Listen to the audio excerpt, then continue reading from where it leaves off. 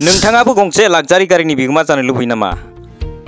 नोंथांनि थाखाय मोनसे सनानि खाबु लुबैयोब्ला 100 राङावनो नोंनि खाफालखौ सोलायहोनो हायो। 100 राङा नोंनि खाफालखौ थि खालामगोन। नंगौ, नोंथाङा थारखौनो खोनादों। 100 रांल' आरो 100 रांजोंनो सोलायहोनो हागौ नोंनि जिउआ। बे सनानि खाबुखौ लाना फैदों बे बोसोरनि 2024 मायथाइनि सरायदेव कुपन खेलाया।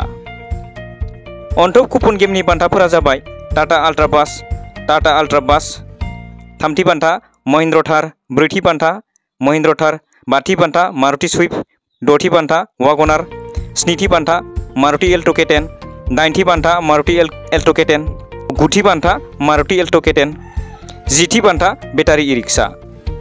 लोगोसे अनथोब कुपनफोरनि बुक खेलानि बान्थाफोरा जाबाय सेथि बान्था आल्ट्रा बास, नैथि बान्था महिन्द्र थार, थामथि बान्था मारुति एल्ट' K10। लोगोसे गासै मोन7 TVS स्टार स्पर्ट्सनि बान्थाफोर दङ।